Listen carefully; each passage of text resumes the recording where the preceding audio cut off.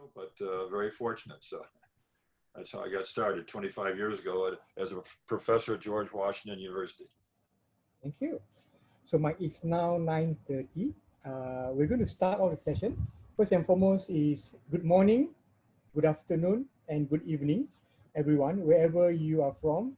Thank you for joining us today in our community of practice. We have a once a month gathering of coaches, not only from Malaysia, but also those who have attended WIAL program globally. Yep. So thank you again for joining.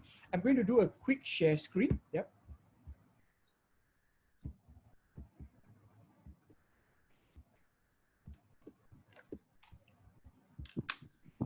My name is William, the country head for WIAL Malaysia. And if you can see this clearly, probably you can just do a thumbs up. Some exercise to the thumb today. Wonderful. Thank you. So some just quick housekeeping reminder. First and foremost is, ladies and gentlemen, we are in a Zoom technical room. Right now, currently, the place where I come from, Kuala Lumpur, we are in a lockdown situation again. So what happens is that when you are in a lockdown situation, everybody is using the internet. So the internet can be dodgy from time to time. But then again, not to worry, we have plan A, plan B, plan C even for this session, just in case. Yeah. So we hope not to execute plan B and plan C. So for the moment, please be patient if there's any technical glitch. And if you have been out for whatever reason, please admit yourself back again. Jessica will manage the room. Yeah. Second part of it is, please mute yourself if you are not speaking. When you are not speaking, we will allow opportunities for question during the session. So if you're not speaking, please mute yourself and to prevent the background noises too. And finally, we would like you to rename yourself.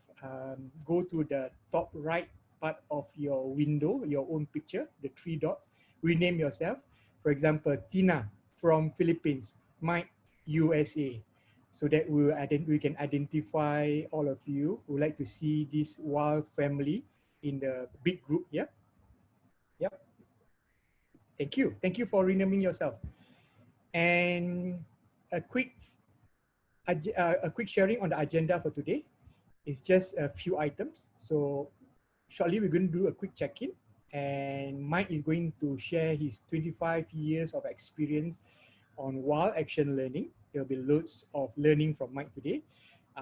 Mike told us that he is going to spend a little bit more time on Q&A. That is where Mike's favorite is and Mike's strength is, leading with questions. Yeah, and we will take that until about 10:50 a.m. Malaysia time.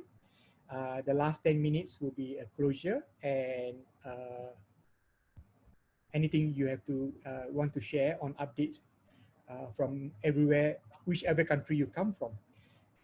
Right.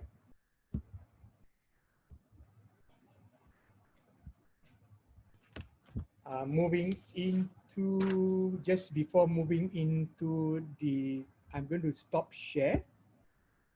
Yep, let's do a quick roll call. If you can on your video, everyone. Yeah, we like to see the beautiful people from all over the world, right? So what I'm going to do, I'm going to do a quick roll call from, I have 2 screens in front of me.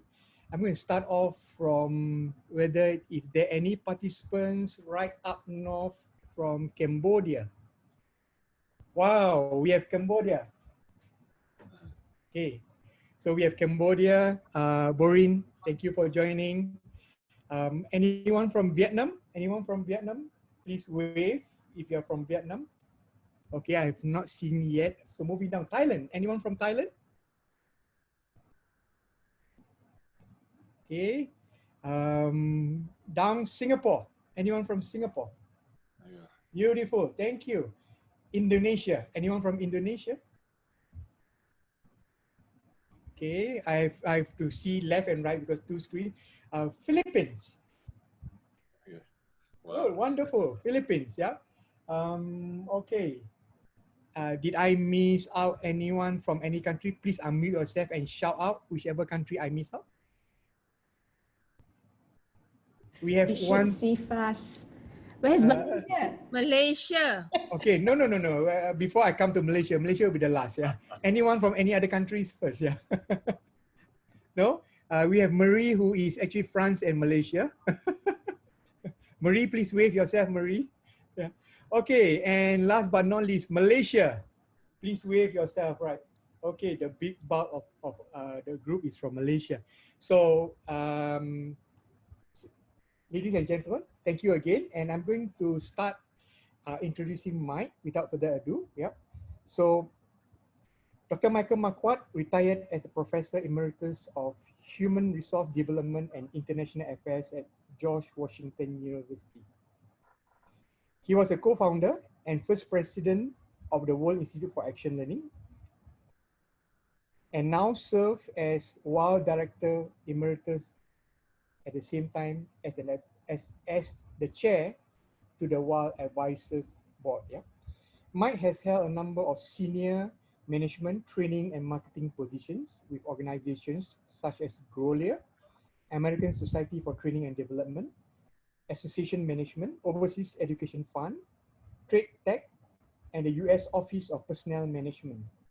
Dr. Marquardt has trained more than 100,000 managers in nearly 150 countries since beginning his international experience in Spain in 1969. Consulting assignments have included Marriott, Microsoft, Sony Music, Goodrich, Motorola, Nortel, Alcoa, Boeing, Caterpillar, United Nations Development Program, Xerox, Nokia, Constellation, Samsung, Organization of American States, and Singapore Airlines, as well as the governments of Indonesia, Laos, Ethiopia, Zambia, Egypt, Kuwait, Saudi Arabia, Turkey, Russia, Jamaica, Honduras, and Switzerland. Mike is the author of 26 books and over 100 professional articles in the fields of leadership, learning, globalization, and organizational change, including action learning for developing leaders and organizations, optimizing the power of action learning, as you have seen the latest edition, Mike and a few other authors, leading with questions, building the learning organizations, which was selected as Book of the Year by Academy of HRD. The Global Advantage, Action Learning in Action, Global Leaders for 21st Century, Global Human Resource Development, Technology-Based Learning, and Global Teams. Over 1 million copies of his publication have been sold in nearly a dozen languages worldwide. Dr. Marquardt also served as the editor of the UNESCO Encyclopedia volume on human resources and is an editor and advisor for several leading professional journals around the world. He has been a keynote speaker at international conferences in Australia, Japan, Philippines, Malaysia, South Africa, Singapore, and India, as well as throughout North America. Dr. Marquardt's achievements and leadership has been recognized through numerous awards, including the International Practitioner of the Year Award for the American Society for Training and Development, and the Scholar of the Year Award for Academy of Human Resource Development. His writings and accomplishments in action learning have earned him honorary doctorate degrees from universities in Asia, Europe, and North America. Marquardt received his doctorate in human resource development from George Washington University and his master's and bachelor's degree from Maryknoll College. Dr. Marquardt has done graduate work at Harvard, Columbia, and University of Virginia. He enjoys skiing, folk music, and traveling with his Swiss wife, 4 children, and with his loving 10 grandchildren. Ladies and gentlemen, let's put our hands together in a virtual form to welcome Mike Marquardt. Mike, back to you, Mike. Okay, thank you very much, William. Let me set myself up here to present the slides. Okay.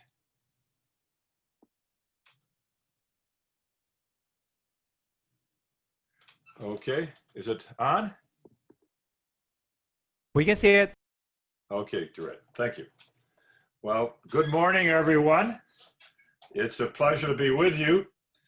As you can tell from William's introduction, I've had a very fortunate, blessed life with many great opportunities and achievements, but nothing as important and as valuable, I think, as my discovery and living of action learning for the past 25 years. As I mentioned to some people who had joined us a little bit earlier, my first experience with action learning came when I became a new professor at George Washington University and was a professor in their executive doctoral program and taught the action learning course. And that experience helped me realize how powerful and wonderful and enjoyable action learning would be. So I welcome the opportunity of being with you. Let's see now, I'm gonna move to the next slide. Is it, maybe try this, yes. Okay, there we go. So I appreciate the opportunity of being able to spend an hour or so with you this morning to talk about my life experience as a coach, particularly the importance of the mindset. As I indicated, when I first experienced action learning 25 years ago, it was only used by a few academics in a few places around the world.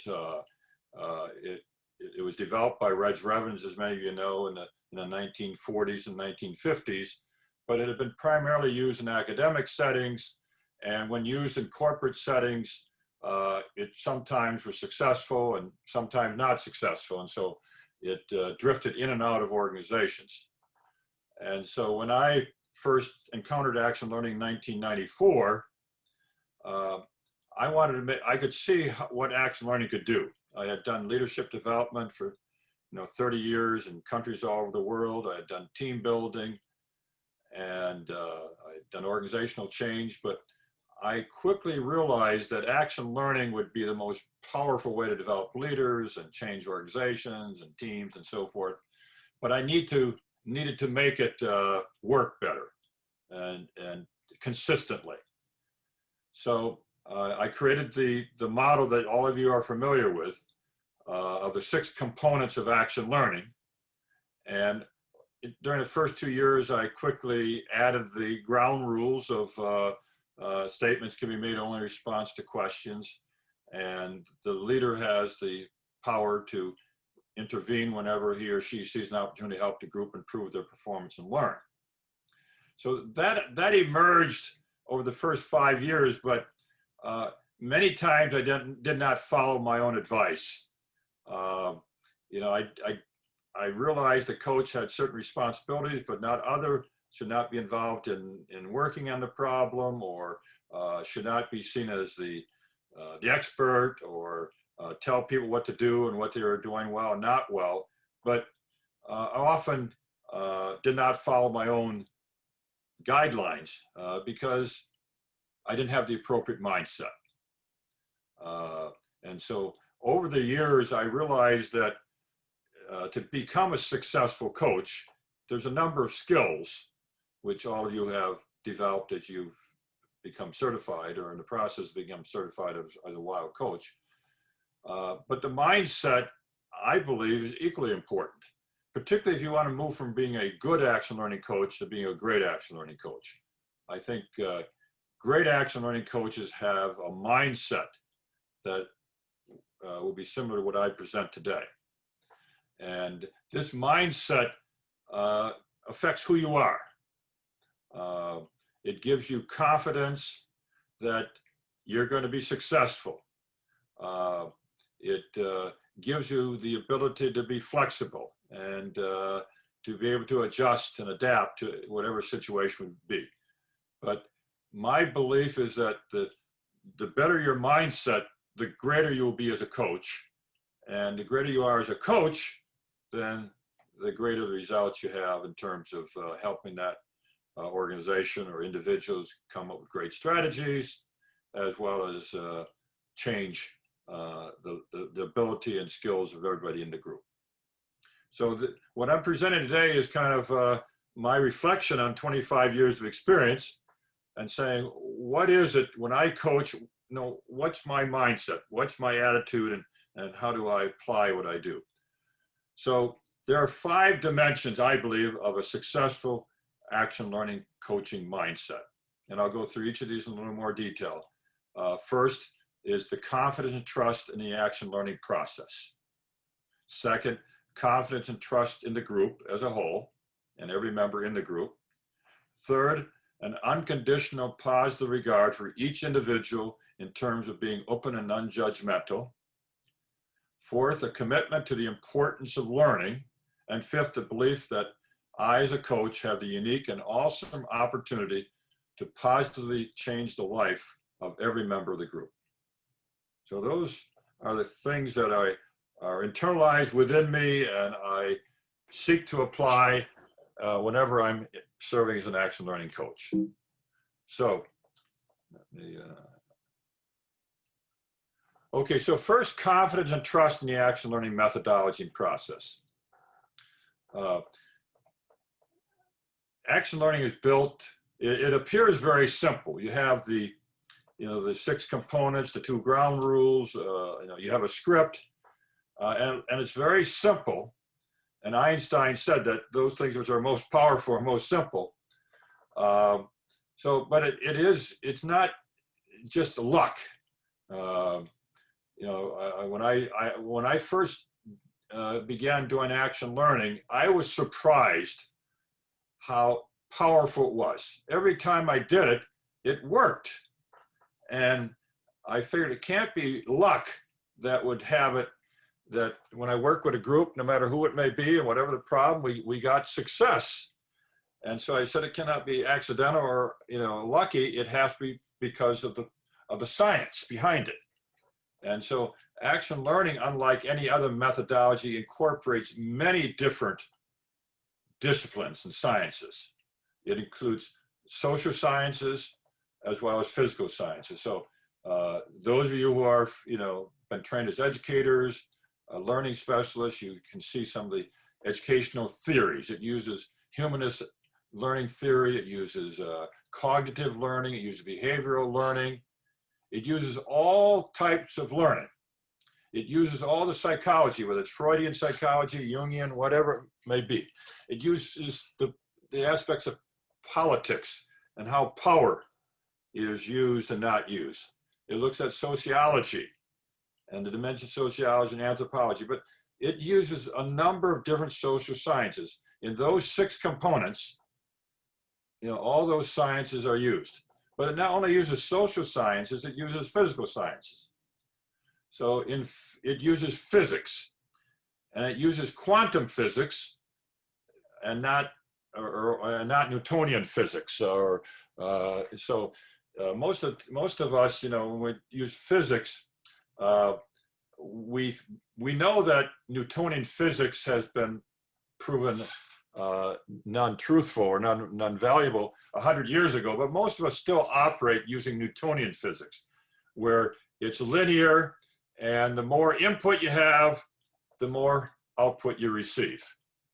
Whereas quantum physics, which was developed by Einstein and others, so you look at the world in a more systems way, and you look where root causes are, you look where you get the most power, and it uses atomic energy as opposed to mechanical physics. And so if you, I see I misspelled physics here, but the quantum physics, and we had time, I would ask someone to distinguish between quantum physics and Newtonian physics, but quantum physics is built on the atom. And so I guess understanding one way of describing quantum physics is you put electrons inside a small container. And those electrons have the power to blow up an entire city or to light the entire world. So it's not a matter of input, it's a matter of systems and integrating the power and resources. So action learning uses quantum physics. It uses mathematics and in a sense calculus and algebra, where it doesn't do just addition, it multiplies. And as I talk about typically in a problem-solving group, they generally only do addition. You got 1 + 1 + 1, so you have 5 times the power of a group of 5 versus, you know, an individual trying to solve a problem. But in action learning, I'd say we have 5 to the 5th power. We have thousands of times more power in an action learning group. It uses economics, recognizing the resources, always an unlimited demand and limited resources. So when you're solving problems, you're using economics. It uses neurobiology. It looks at how the brain operates. As you maybe you're aware of, action learning uses the subconscious as well as the conscious. One example of that is when you indicate to your team members after they've identified their leadership skills, you indicate to them at the end of the session, you ask each of them how they did on their leadership skill, and you ask other members of the group to give them examples of how they presented and demonstrated that leadership skill they've chosen. And what you've done is use their subconscious. You know that because there's the fear at the end of the session that they may have not practiced their skill, or that they cannot remember how other people practice their skill, their subconscious works very hard to be sure they practice the skill they've had and to be sure to remember examples of other people practicing their skill. And to the extent that I, as a coach, having them use their subconscious, I developed that skill much beyond anything that would be done if you only focused on the consciousness. So because action learning uses all of these different theories, I have tremendous confidence it's going to work. It can't work. It cannot not work, I should put it that way, because there's nothing as powerful as a great theory, but there's nothing as powerful as many great theories are integrated. So when I go into an action learning session, I trust the action learning process. I said, I've created the environment, the theories, the systems. It's going to work every time. And I just have to do my job as the coach. It allows me to relax, slow down. I trust the process of work. I do not worry if something doesn't click right away. Just like when you're having atomic energy, you have all these electrons inside a container. And you don't know if it's going to take 1/5 of a second or 2/3 of a second or 1.1 second. You know that you're going to have an explosion within 2 or 3 seconds because there's so many electrons going so rapidly inside this small container, it's going to have a giant, powerful explosion. Same thing with action learning. Sometimes a group may be struggling a little bit at the beginning or certain things are not clicking. I have no problem with that. I'm comfortable with that because I know the electrons are going to work. As long as I've done I've given them the norm that statements can be made only in response to questions. They are working on their leadership skills. I've indicated what my responsibility and power as a coach is. It's going to work. Sometimes it clicks right away. Sometimes it maybe takes 10 or 20 or 30 minutes, but I know it's going to be a powerful explosion of learning and great ideas and strategies. So that's very critical. Particularly those of you who are new coaches and you say, gosh, there's so many things to remember and I'll forget this, or I might come in too early for that, or this group is struggling, or this person is not really participating well. With my confidence and trust in the action learning process, I feel very relaxed. And how I feel determines how they feel. If they see me as being very comfortable with some hiccups or some difficulties, very relaxed, they'll say, well, it's not working, but the coach seems to be okay, so maybe it'll work out at the end. The second, I guess, part of my being a great coach, my mindset, is I have confidence and trust the group as a whole and each member. And many of us are familiar with the theory and experience that we all know what we expect is what we get. And there's been a number of research studies done in which a teacher is told that in front of you are very gifted students. They're brilliant. They will just do wonderful things in the classroom.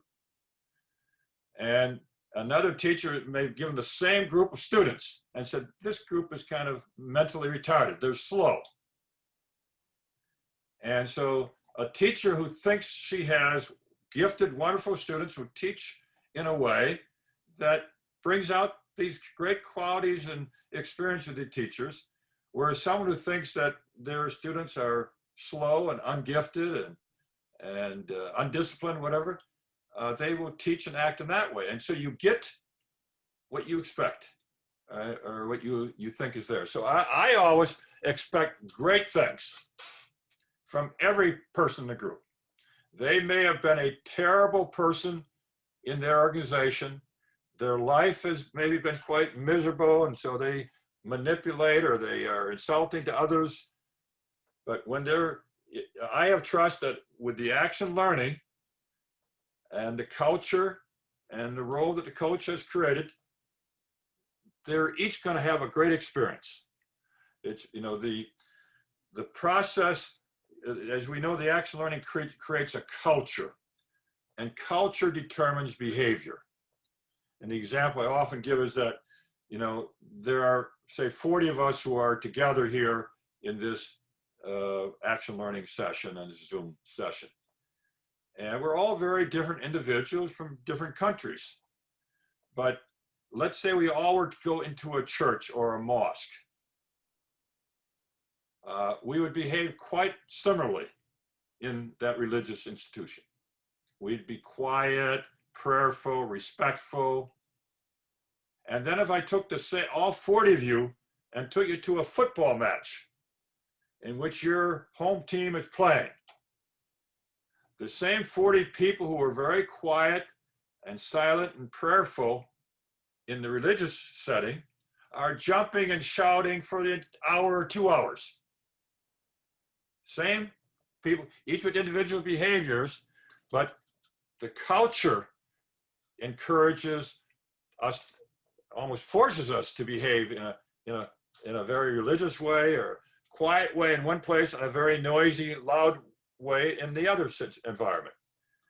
And so action learning does the same thing, is that it creates a culture, the most powerful, clearly measurable culture in the world, the most clearly measurable norm. Statements can be made only in response to questions, and each of us are here to learn as well as to act. It brings out the best in people. So that person who has been maybe a very obnoxious, unlikable person in other environments will become a very wonderful, nice person in this environment. And so I'm not concerned about who is in my group. I oftentimes get warned, this is not going to work. Action learning is not going to work with this group because this person is a terrible person. He disrupts every group. And I, like maybe other people in the audience here, you've had people come up to you and say, gee, I worked with Marianne for 5 years and this is the best I've ever seen her behave. But statements can be made only in response. That norm brings out the best in people. Anywhere in the world, any situation, any environment, if you follow that norm for that little particular situation, whether it's with your wife or your child or a neighbor, it changes dimensions and it forces you to be a better person. It helps you become a leader. And so I have trust that this group is the best group I could have. And I'm not sure who's going to be in the group. Sometimes I have some input, sometimes I do not. If I do have the opportunity, I encourage them. I say, bring me your most difficult person. I sometimes encourage, but we want to have diversity if we can. We want people from different parts of the organization or outside the organization. But whomever is in front of me, I have confidence and trust that each of them are going to do fine, and the group is going to do fine, as long as I do my job as a coach and I set up the culture. And action learning is a culture. People behave around my table as if it's a church or a mosque. And so they behave like they were in a church or a mosque, because that's around my action learning table, that's what it is. And so people listen, they care for each other, they respect, they ask good questions, whatever it may be. So I believe that in each person, and I believe that because I care for them, respect them, there's certain people I may like better than others because of their personality, but I never indicate to someone that I like you better than that person, or I prefer your style than that. I show that I care for every person in that group in an equal way. And it's important as a coach that I show that confidence to each person in the group. A third part of my mindset is that I have a positive, what we call an unconditional positive regard for each group member. Some of you may be familiar with Carl Rogers and humanistic psychology. When I was going through my university, my professor had been a colleague of Carl Rogers, and Carl Rogers certainly had an important impact on me. But Carl Rogers wrote a lot of great books, and his ideas on counseling and teaching and teams and so forth is very influential. But he used that term, unconditional positive regard. So no matter who the person is, whether I agree with them in philosophy or religion or politics, whether they're tall or short, male or female, whatever, each person I have an unconditional positive regard.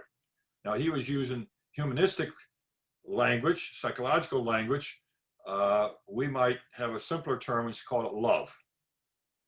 Love for each group person. I love each person. I may not like them all, but I love them all.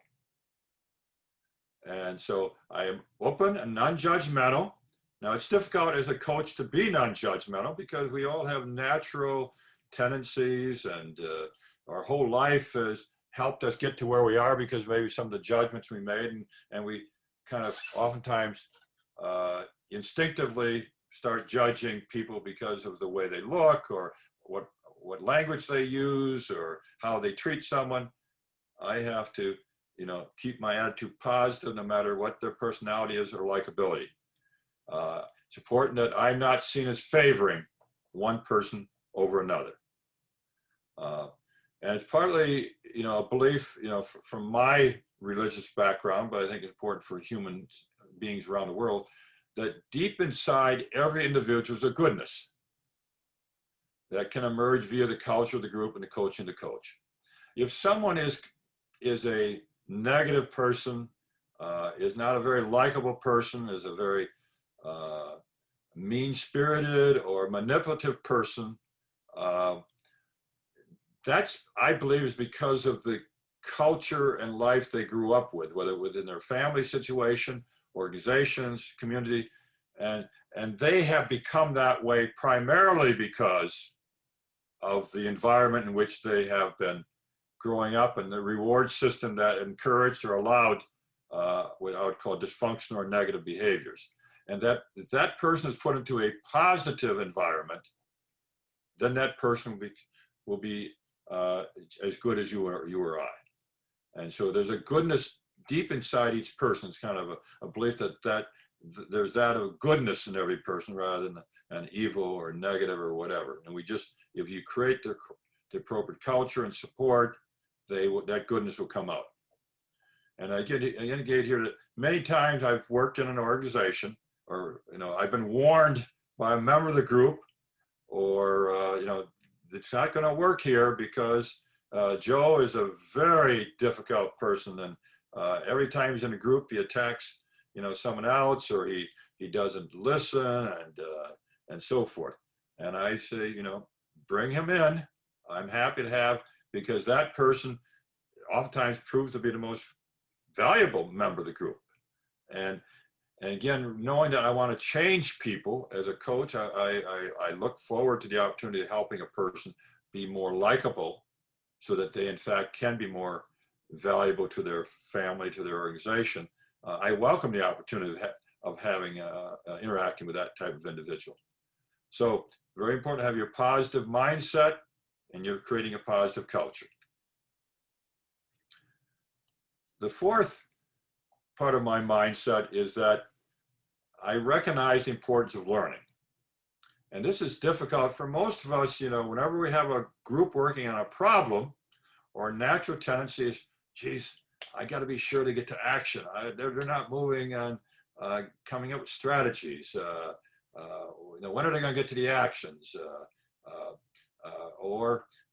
Gee, we don't have much time. I'll kind of limit the amount of time we have for learning. Or they've asked me if we could, you know, go to 5 minutes to the hour.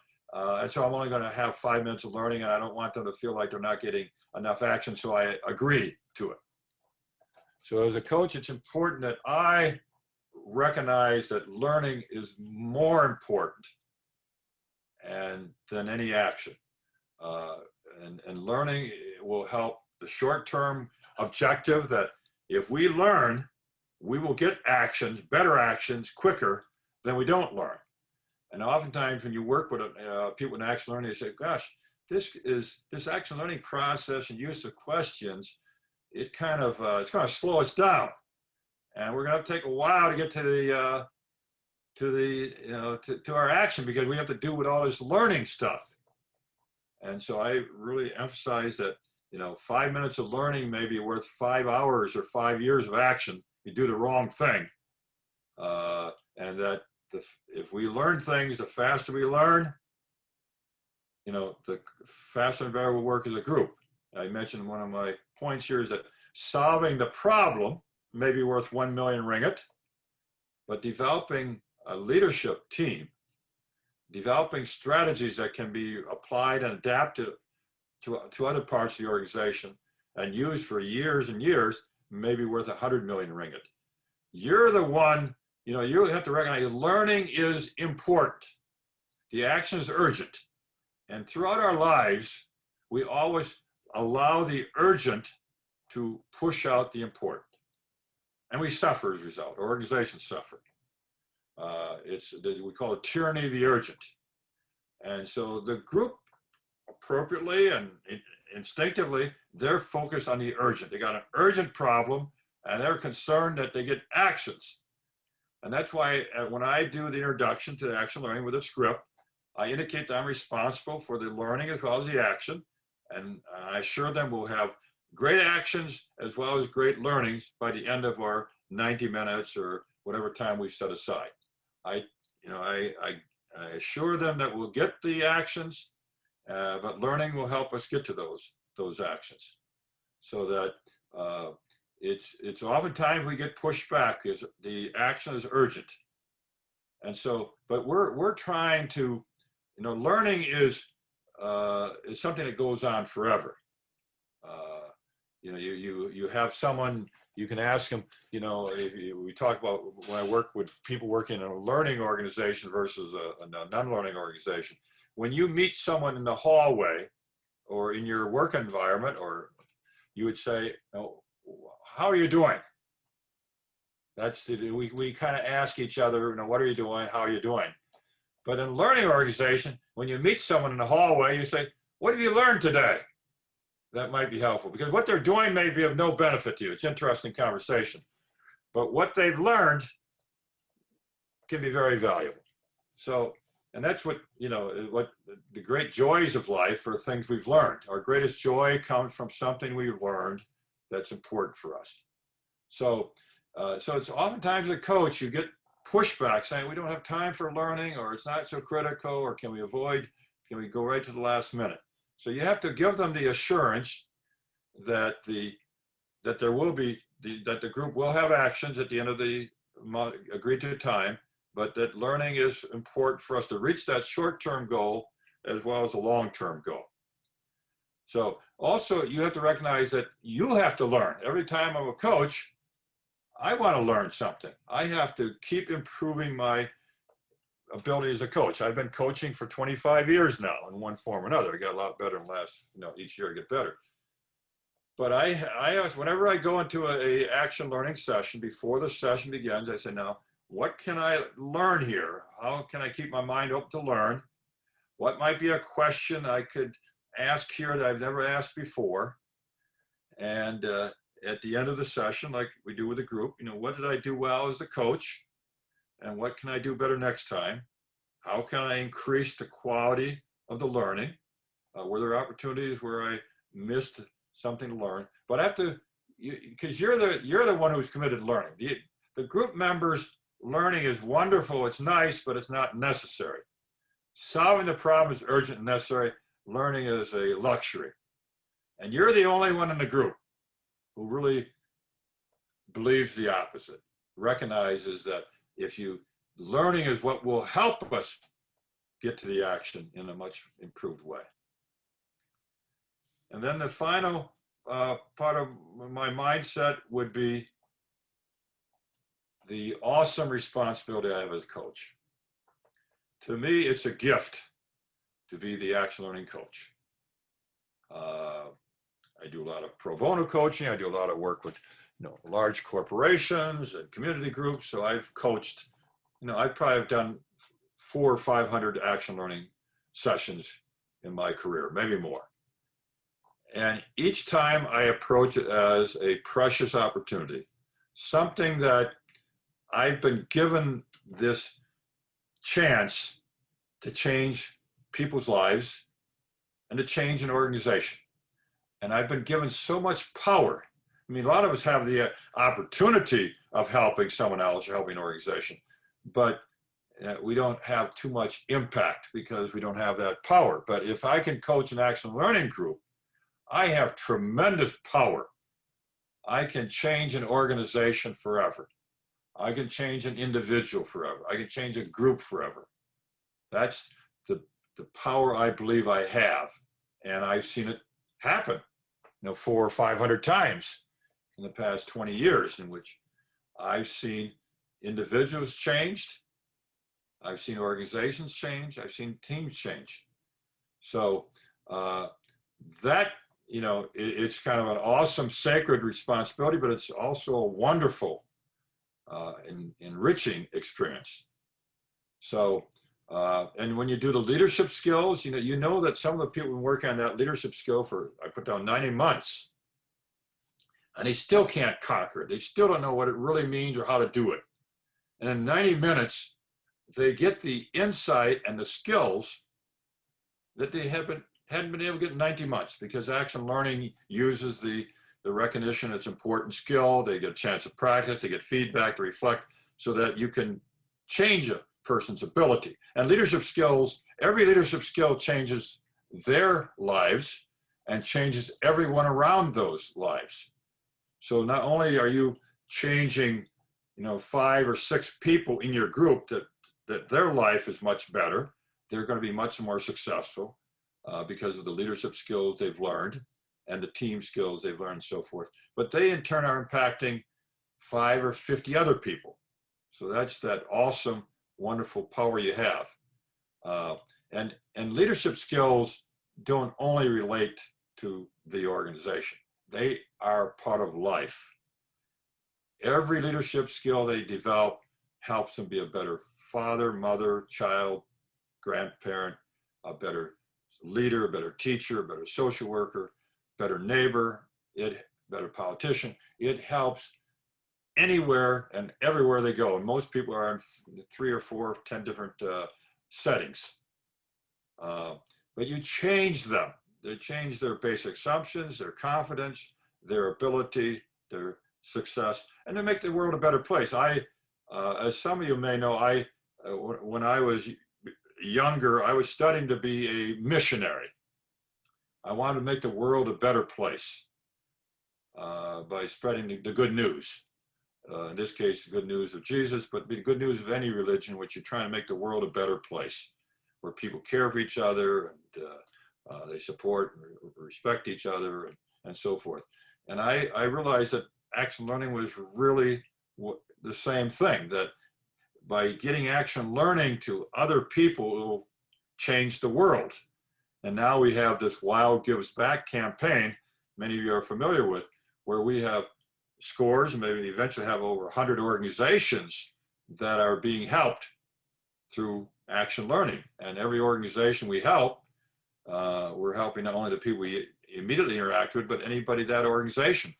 And their customers are benefited, their citizens are benefited, their stockholders. So, but we help people in our group when they leave, and sometimes I mentioned at the beginning of the group, I said, you're going to be changed. At the end of this action learning session, you're going to be a different person. You're going to be able to do things that you never could have done before. And that this will change your life and change the world around them.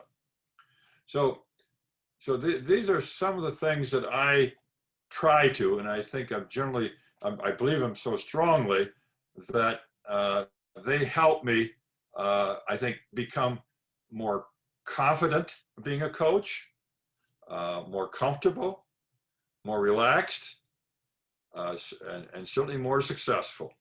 And if you have this mindset, these values, this attitude, it'll help everything else that you do. So some of your skills of maybe listening or asking the right question or intervening or handling a difficult situation, sometimes you're not going to do it perfectly. It's quite rare that any of us ever coaches every situation perfectly.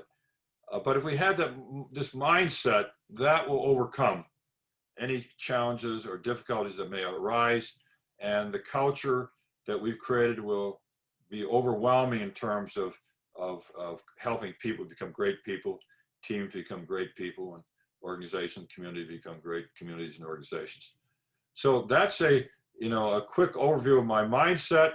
I'm happy to answer questions about that part of my life as an action learning coach. But if you have any other questions about the skills of action learning coach, the history of action learning, my experiences, or how I would handle situations, certainly feel free to ask those questions as well. I'm now going to turn it over to, I think someone else takes over here, William, so that we can get me back to the main screen. You want to unshare your screen, Mike? Yeah, okay, I stopped the share, okay. Yeah. I think I've done that. Thank you, Mike. Thank you for the inspiring talk. So, ladies and gentlemen, for the next half an hour, we're going to spend time on questions. This is the opportunity for us to ask Mike on his 25 years of experience. But let's just talk about a little bit about the administration part of it. So you can unmute yourself, ask question, and for those who are not comfortable to ask verbal question, you can actually put in the chat room. My colleague Jessica will be looking at the chat from time to time, and maybe she would like to prompt us if there's any good questions asked. And so, Mike, as a start off, I have a first question for you, Mike. Okay, good. Yep. Harvard, is a champion of case studies in their educational programs. Currently, another school of thought which I personally have experienced, that using real-time case study, which is, where action learning does a lot of that real-time, solving a person's problem real-time. So, Mike, your thoughts on these two differences? Okay, one of the things, when Reg Revens developed some of the basic concepts of action learning, which WIAL has, transformed over the past 25 years, Reg Revens did not want to define action learning. He wanted to keep it somewhat flexible. But one thing he was very clear on, he said action learning is not case studies. He hated case studies. He was a business professor at the University of I think Birmingham. And there's many reasons why case studies are not effective or actually negative. First, a case study is providing information that may or may not be available in a typical situation. You're given information that is behind the scenes. So you have, and then there's a lot of information you do not get. So it's kind of presented mainly to get you thinking and being creative, but it's the real world does not give you that quality of information that a case study says. Here's the environment, here are the people, here's the situation. In a real world business, it's much more wicked, as they say, or abstract or uncertain and inflexible, or whatever the case may be. So first, it gives you the illusion that if I can handle a case study, I can handle a problem in my world. The second is that a case study does not involve real people in real time with real consequences. And so if you work on a case study and you get it wrong, you don't suffer any consequences. Maybe you get a grade that's not so good, but you don't suffer, your business does not fail, people don't hate you or whatever. It's an activity, it's an exercise. That's why I describe action learning as work. We work in action learning, but in a case study, it's an exercise. So there's no consequences, and therefore there's no development of skills. You don't develop business skills, leadership skills on a case study. You get some intellectual understanding of how to do analysis and what you would do in this kind of situation. But in the real world, you never have that exact situation. You get the illusion that you can. That's why some people say that I'd rather hire a manager who's not gone to business school, because his business school ruined them. They think they know the answers. They think the world operates that way. So because you're not dealing with real people, real time, real consequences, you don't develop leadership skills, and you don't learn as much. We learn when there's a problem. A case study is not a problem. The professor can make it a problem by saying you get a grade. So the problem is I want to get a good grade, but it's not a problem of the work world. So Reg Robbins had a lot of challenges, and he said he didn't want to describe it, but he said one thing it's not case studies. And so I recognize case studies are fun. They fill up the time. They give people the illusion they've learned something. And so most business schools, use case studies, and Harvard uses it, therefore it must be good. But anyone, and there's been a lot of research looking at how case studies and action learning, showing that if you want to develop leadership skills, and you want to develop problem solving skills, and you want to work effectively in teams, you can only do that in an action learning setting, where you have real problems with real consequences in real time. Okay, that answer your question? Thank you very much. We started off with him. Now there must be a lot of great questions from our other 40-some people online. Right. There is a question in the chat box, Mike. Yep. Okay. It's from Jeff, Singapore. Hi, Mike and William. Team coaching is popular and getting quite a bit of traction with leaders. How will you differentiate AL from team coaching in a clear and concise way? Well, there's very much similarity. Some of our early founders in WIAL, they described the action learning coach as a team coach. Most of us, we're familiar with coaching. There's executive coaching. There's all kinds of coaching out there, but most coaching is coaching individuals. You coach an executive. There's thousands of people who serve as executive coaches and leadership coaches around the world. Action learning, you coach a group of people. So in a sense, it's team coaching. As a coach, you are coaching a team. But I would have to, knowing what Jeff's experience with, are they distinguishing between coaching or facilitation? I suspect a lot of team coaching is team facilitation, where you're helping the team have a smooth experience. You're making sure that there's a whiteboard and that the people are there and that the food is ready and that they collect the data and they report out, et cetera, et cetera. The focus is on facilitating as opposed to coaching. An action learning coach is focused on helping the group to learn. That's his or her primary responsibility. Most coaches, that's how we distinguish facilitation. When I was developing action learning, you have to come up with a term. Do you call this person an advisor? Do you call it a facilitator? And many people just kind of interchangeably use the word coaching and facilitation. And I quickly come and said, no, it's a very different thing. And in the action learning book, which most of you have, we talk about facilitation. You're trying to help the group smoothly work through today's activity as a group. Whereas action learning, you're trying to help them learn for the rest of their life. You want to change them forever. You want to dramatically improve their team and their organization. And you're not there to facilitate. That's someone else's responsibility to do. So I'm not sure that answers your question, Jeff, but my experience with people who do team coaching, it's the way they do executive coaching. They provide guidance and answers rather than questions and learning to their team. Thank you, Mike. Anyone have any question? There is William in the chat Right. box. Okay.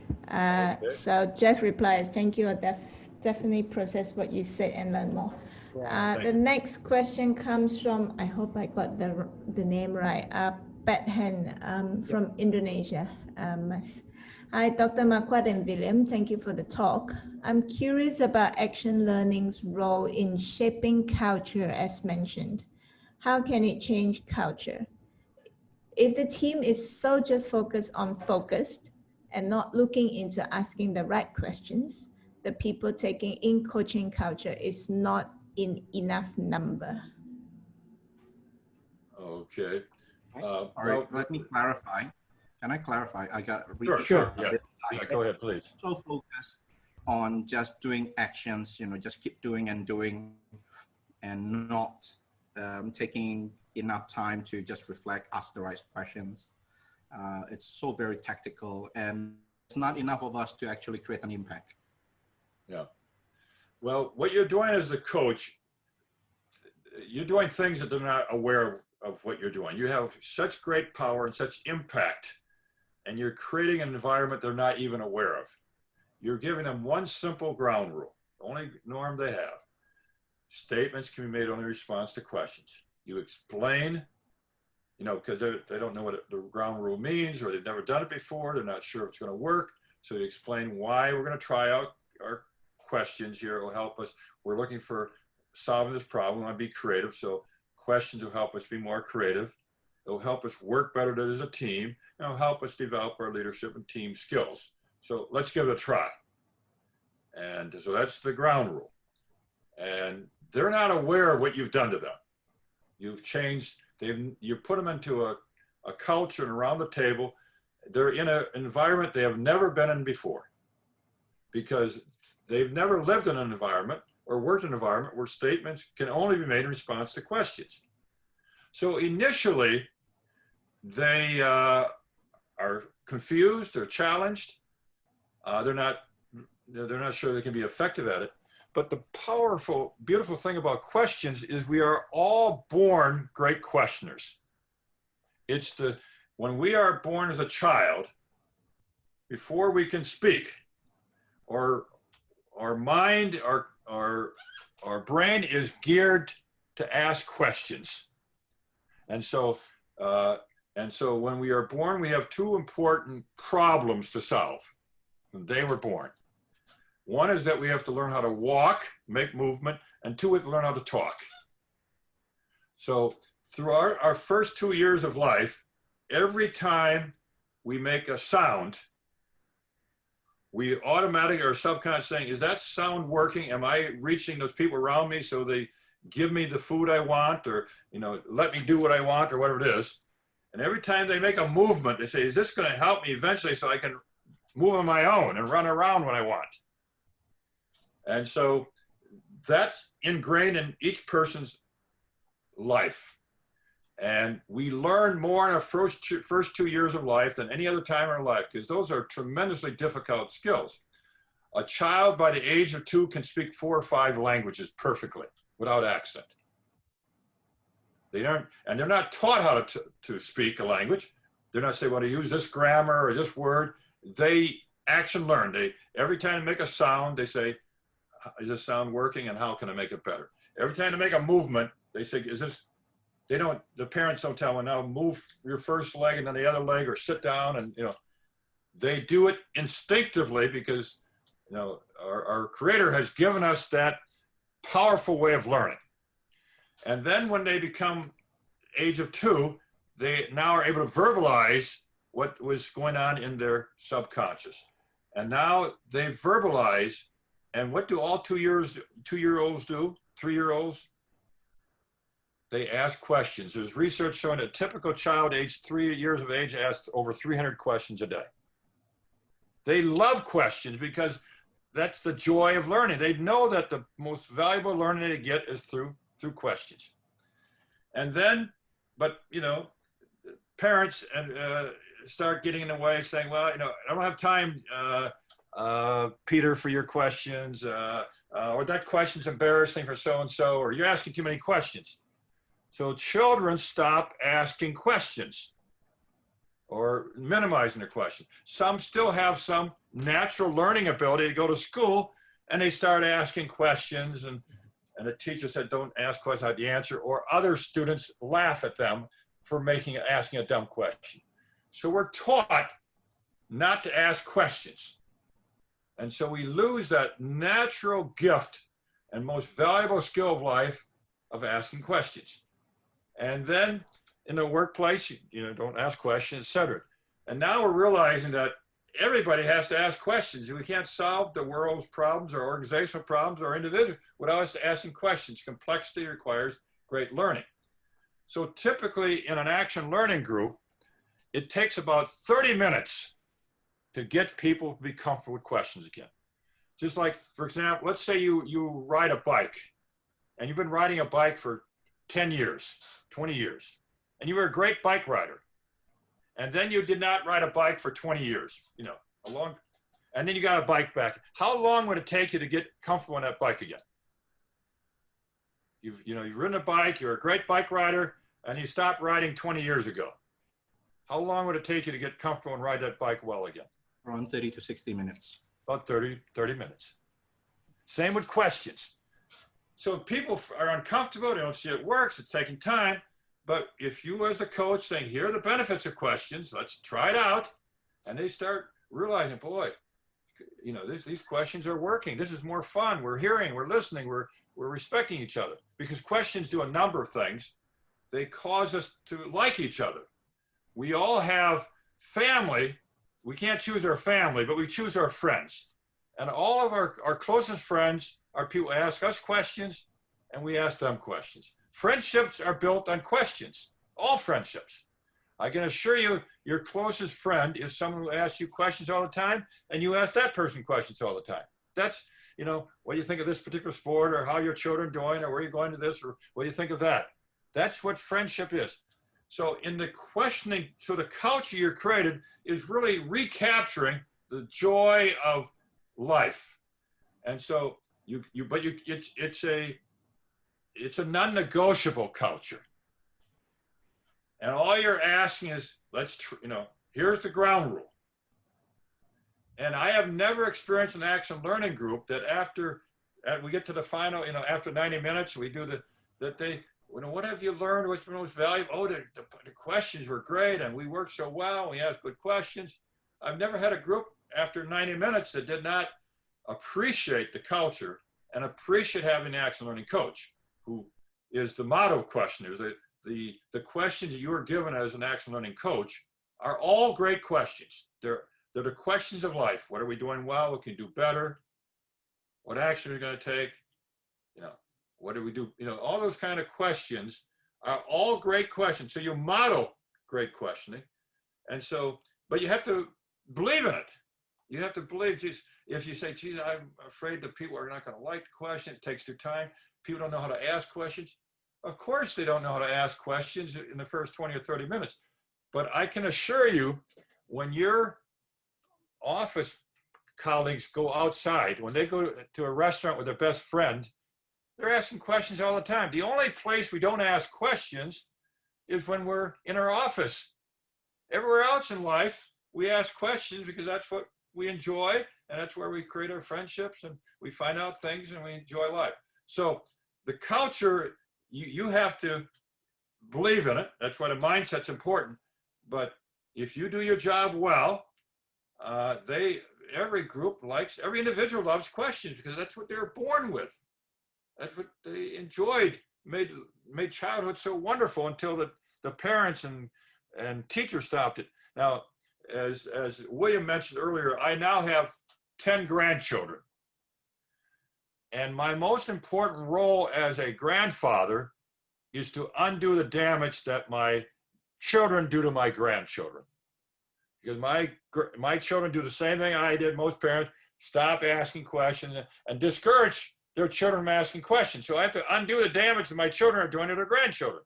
So when I see my grandchildren, I say, Grandpa loves questions. You can ask Grandpa any question you want. I love questions. And they're why is this? Why is your hair white? Or why don't the clouds fall? Or whatever. Children just have great questions if they're in the environment where their parents and teachers are no longer around them. Does that answer help you a little bit with the culture? Thanks, Mike. So we're going to pause and then invite any verbal question. Please unmute yourself and ask your question. Anyone in the room? I have a couple other questions on the scan while we're waiting if you want to. Yeah, otherwise we will go back to the chat room. Anyone have any questions to ask? If someone has a verbal question, otherwise we'll go to chat room. Yep. Hi, William, Sri here. Please, Sri. Good to see you. Right. Yep. Good evening, Mike. Good evening, Sri. How are you? Yeah, I'm good, thanks. William stole the first part of my question when he asked about case study and Harvard Business School.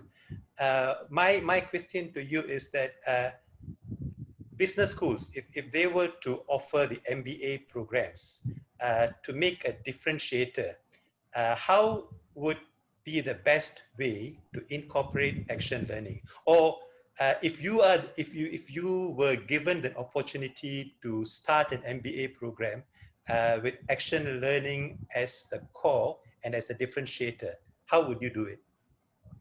That's a great question, Sri.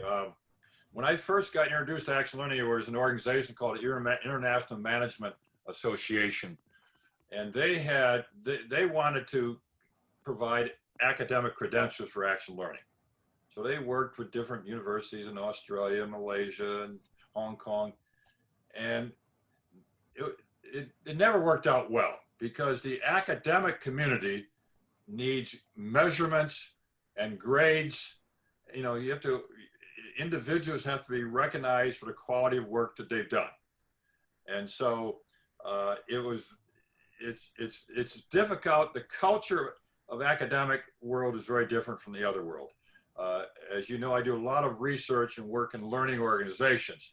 And I oftentimes get the question, is George Washington University a learning organization? Because obviously you're one of the leaders in the world of learning organization. You must have made it a learning organization. And I always respond, I said, the last institution to be a learning organization will be the university. Because they have so many, the culture of university does everything to discourage learning. It does encourage getting grades. It does encourage memorizing certain things, or responding to certain situations, whatever. But people don't know how to learn when they finish 4 or 8 years. So the question of, you have to kind of look at the culture of the university as a whole and saying, are we willing to take a risk here? Because we may not, the credentialing, every university has to be credentialed by a higher level and a higher level, and they measure, the number of students, the grades they get, the number of papers they write, the teachers' qualifications. They don't measure what people learn. They measure their grades and the interaction. So you try to get a part of the university where they say, okay, we're going to allow some action learning. I mean, I think every teacher at the elementary, secondary, college level, university level can incorporate action learning in every one of their classes. I think problem-based learning has become global, and it's certainly very influential throughout elementary, secondary schools in the United States. So you give children problems, or you give adults problems, and you have them work as a group on a problem, and they present to the professor or the teacher, whatever it may be. So you can easily incorporate that element of action learning in every single class. And you have to work out some sort of system how to get grades. And of course, the problem, you can incorporate readings into the problem. You say, okay, here's literature, Shakespeare, so look at how would you do X or Y in this Shakespeare play? And you can create a problem. How did the people in that play solve the problem, how would you solve it? And as a group, you come up with a strategy that would be different than the King of England and his army did in Shakespeare. So I think you can make action learning a part of every class and every professor. And that's really all you really want. You don't have to claim it, because if you call it action learning, then you get the credentialing institutions will get concerned about it. But if I'm the principal of a school or I'm the university president, I would say, we want learning and try to, problem-based learning and group learning is critical for our students to be successful in the real world. They have to learn how to work in teams and they have to solve problems. That's what life is all about. Whether you're inside organization, life is solving problems. And when you stop solving problems, you stop being alive and you stop enjoying. Because solving problems is not something to be avoided. It's the joy of life. Solving problems is a joyful thing, particularly as you solve it. So I think if I'm in a university setting, I would try to work with the teachers. First, maybe get the president. Others say, let's try to, we all, I think, can agree that if we get people learning how to work in teams to solve challenges that they have, and you can bring in all the literature and philosophies and sciences and so forth. I mean, if you're teaching people physics, what do you not want them to get a Nobel Prize in physics? Well, to get a Nobel Prize in physics, you have to solve some complex problem, generally with 2 or 3 other professors, and you work on it for, maybe years. But you have to learn how to work as a group of people on a problem. That's the way you become, successful in almost any discipline. Thank you for the question. Okay, we have time for a couple more questions, I guess. Mike, can I have one? Yep. Please unmute yourself. Yeah, Jess, we have a verbal question first. Yeah. Who is that? Can I have one? I'm Sure, Johnny. please. I'm Johnny from Bandung, West Java, Indonesia. Okay. I like your statement, Mike, as a grandpa, that you said, grandpa love question. Okay. Now, in the academic institution, there is a possibility that the lecturer face the question, but how could that lecturer bear the risk of being vulnerable or being humiliated by those kind of questions? Yeah. Because once the lecturer said, no, you cannot say that question, then it will stop all the question. Thank you, Mike. Please, your comment. Yeah. Well, university professors have to be just like leaders. Great leaders ask questions. They don't imply that they have all the answers and no one can help them. Great leaders ask the people around them for ideas so they can better, manage their organization. And all great leaders ask great questions, and great questions make great leaders. Now, great teachers ask great questions. Now, sometimes what you're teaching, there is a correct answer. So instead of solving a problem, you're solving a puzzle. So, but teachers try to, instead of saying, well, what did X explorer do? He or she might say, what did these 3 explorers have in common? Ask questions that there's not a textbook answer to, but the students have to compare, analyze, reflect, and put together an answer to a question that's never been asked before. A teacher should ask questions that has never been asked before, rather than the question they ask every year or every professor in that field asks every time. There's no reason why a physics teacher or a mathematics teacher or anthropology teacher cannot ask great questions that he or she does not have the answer to yet, because he or she has not yet done the research or had a group to kind of collectively put a response together. So great teachers don't have a problem asking questions that are really provocative and interesting. They tend to ask questions for which there's a single right answer. So they're asking puzzles, as we call in action learning work, as opposed to problems. A puzzle, there's a single right answer, as you know. A problem has multiple answers. So when I ask, what are the common characteristics of these 3 great scientists, I don't know what the answer is. I know these great scientists, I may have taught this field for 20 years, but my students may come up with some insight that I did not have myself. Does that help, Johnny? Can you give a tips? How could the lecturer respond to those kind of vulnerable question? Well, I think, you know, some people become professors or teachers because they want a single right answer. They want to control people. And same thing, some people become leaders because they want to control people. But great leaders and great teachers are not there to control. They're there to help people around them to learn. And so I think we all know that learning occurs from the questions asked either from the teacher or, more importantly, the questions asked from the students. So if I want to get great learning, I try to encourage my students to ask really great questions that are not just at the end of the textbook or whatever. So it's a matter of, you know, if I want to be a great teacher, all great teachers ask great questions. We know that. And all great leaders ask great questions. So it makes you great in any field. Great physicist, a great mathematician. No, they all ask great questions which resulted in a book or a theory that is new. And so as a teacher, I want my students not only to learn my subject, but become learners for the rest of their life. All right, Okay. thank you. Thank you, Mike. You're welcome, Johnny. Yeah. Good Thank to you. hear some We're going to pause the verbal question. Jess, any good questions from the chat? This is from Angeline, Malaysia. Hi, Mike. If you were to start all over again in developing your skills and career as an action learning coach, what would you do differently and what would be your goal? Could you please walk us through your thought process and share with us your approach to developing yourself towards a very competent AL coach? Okay, so is this, I must see the written question to be sure I have it. Yes, you might have to scroll up. It's from Angeline. Okay, go up a little bit, okay. Yeah. Okay, okay, you start your career. This is from Angeline in Malaysia. Okay. Yes, yes, Mike, thank you. Okay, good. Well, you know, in a sense, you have to be pleased that you made mistakes along the way.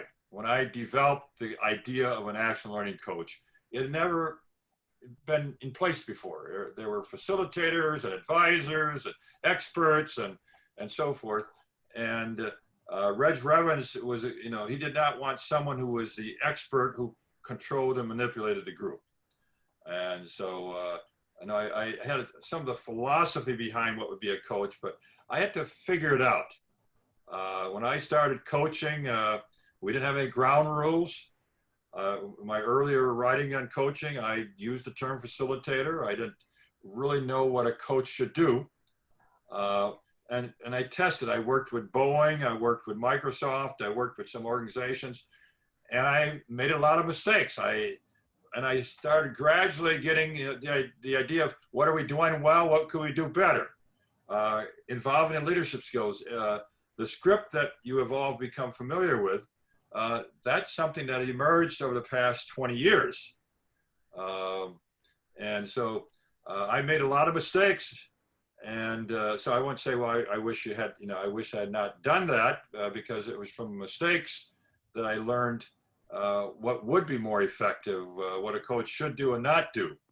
And getting the coach out of the involvement with the problem, being clear as to what the culture is, setting the ground rule, the norms. Those all were tested.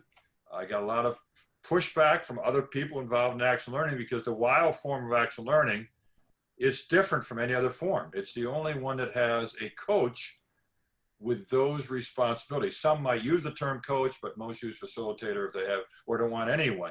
But we created a coach with very specific, clear responsibilities and authority and directions and information providing, et cetera. So that's a very unique thing, but it only occurred after 25 years of things that worked and sometimes did not work. So there's things, I don't want to say I wish I had, you know, gotten to that right away because I may have not got to where we did arrive except through all of these mistakes and learnings. But I'm very pleased with what an action learning coach does, a WIAL action learning coach does. I mean, it just is so much wonderful power and wonderful benefits that you provide, not only for the people you coach, but most of you know, it's part of your life. It's the way you kind of live each day in some ways of trying to keep learning yourself and help people around you be respected and learn as well. Thank you for that question, yeah. Thank you. Okay, do you want to look at a few others or should we? Yeah, we look at whatever is inside the chat box. We have 5 more Okay, minutes. okay. We can pick one from Borin. His question is, most people seems not to dare to share their actual real problems in front of other members. So how could we build more trust to those people to believe in AL and share their real problem? Well, when you do you're talking about a multiple problem action learning. Typically, if you're doing a single problem action learning, the organization has identified the problem, it's been worked on, and there's no concern about getting it, because they want to get it solved. And they need to get it solved. If you have a multiple problem group in which you want to get each person or an individual could be helped, all of us have problems. That's part of life. We have problems with our, whether it's finances or with our children or getting a job or, commuting, whatever it may be. We have problems, but we're uncomfortable about sharing a problem because it implies that, we're insufficient. We're not capable of doing what our children expect of us, or boss expects of us, or friend expects of us. So it's difficult to share a weakness. And that's how people see it. A problem as a weakness that I don't have the ability or skill, otherwise it wouldn't be a problem. So when I work with a group, I say, we all have, you're trying to get someone to share. I said, we all have many problems. Problems are part of life. And solving problems are the joy of life. And helping other people solve problems is a way of, people love to help others with their problems, particularly if they ask for help. So we all have problems. What I need is someone who will be the leader for this session. It takes leadership skill of having courage, taking a risk, but also being willing to help other people learn, because we'll all learn from your problem. What we solve will help us we all have similar problems that when you present a problem, it has similarity to everyone else in the group in some way or another. But people love to help others if given the opportunity. If you're looking for a job and you say, I'd like to help on finding a job, and you got 5 people around you to help, they want to help. You're doing them a favor by giving them a problem to solve. You help them feel good, you help develop their skills, and so forth. So it's difficult. That's why sometimes you have to work in advance to say, be thinking of a problem. Sometimes you work where they send you some possible problems. Sometimes the person is the action learning champion or working on your team, because you want to, if possible, to review the problem before presented, or be sure you have a problem. But I understand the psychology. I mean, I don't like to share a problem, and none of us want to share a problem because it kind of shows a vulnerability, a weakness we may have. And we have to start seeing it as a learning opportunity. And even when I use the term problem, a lot of people say, well, can't we use the term challenge or opportunity? And I said, well, those are nice words, but there's no urgency to them. A challenge, you don't achieve a challenge, so what? Goal, so what? But a problem is something you need to get resolved. You want help with it.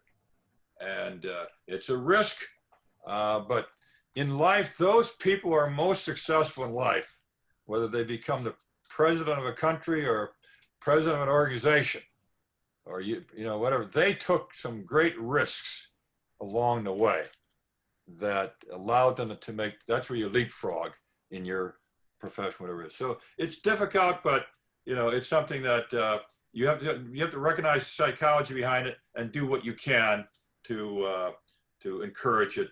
And I say, try, if you can do it in advance, meet with people or meet with individuals saying, what are some things, and give them the support, saying, it's going to be confidential, but you're going to be helped. And if you don't offer a problem, you can't be helped. So I say, we're only going to have 1 or 2 people that are going to be helped to this session. So this is a great opportunity. You may not get it again. So, if you got something that's really important, urgent to you, jump forward and be the first in line. And so I generally have more than one person in a multi-problem group that want to step forward. Mike, thanks, Mike. Okay. Apologies, everyone. We know there are lots of questions in the chat box, plus some questions you might want to ask verbally. We have 4 minutes to the session. I would like everyone to just take a short moment, 30 seconds to 1 minute, just to reflect on the learnings from this session. And please, you can actually put your reflections in the chat box. Yeah, just take a pause, reflect on what you have learned from Mike's session. You can put it in the chat box, or we can have a few who like to, in very short way, verbally say, unmute yourself and just shout out what you have learned from this session.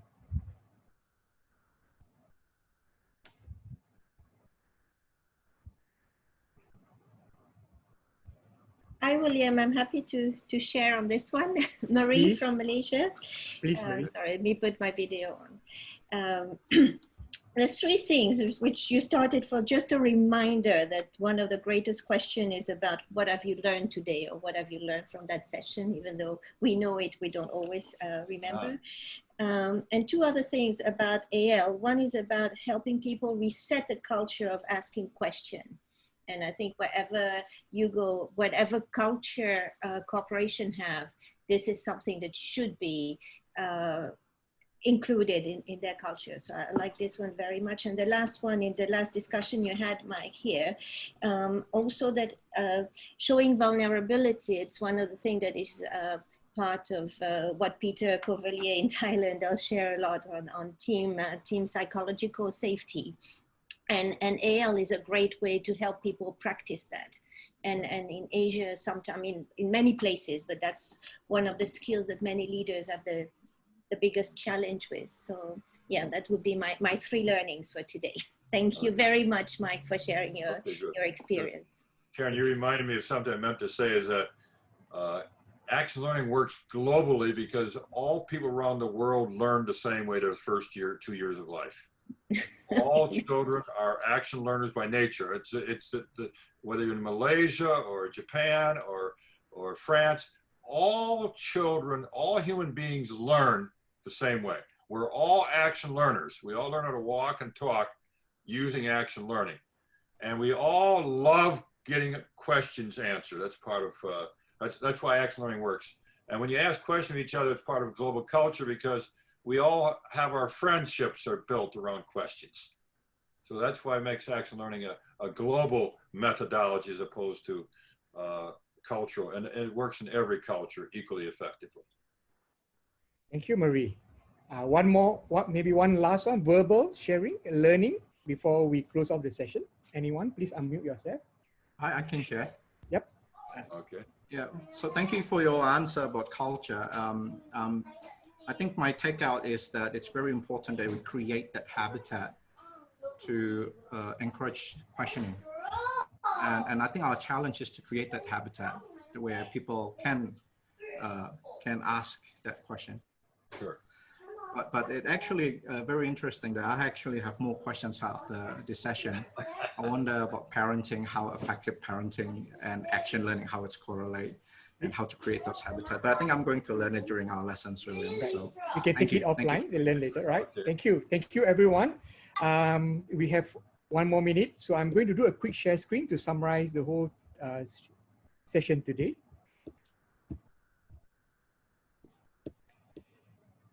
Thank you again, Mike, for joining us for this wonderful session. We hope to see you again. And naturally, I think we want to invite you back next year. Okay, great. For another many of you in Thailand next year for the global conference. Right. Just before you go to Thailand, we will see what we would like you to be present in our virtual space again, if the situation is such right now, right? And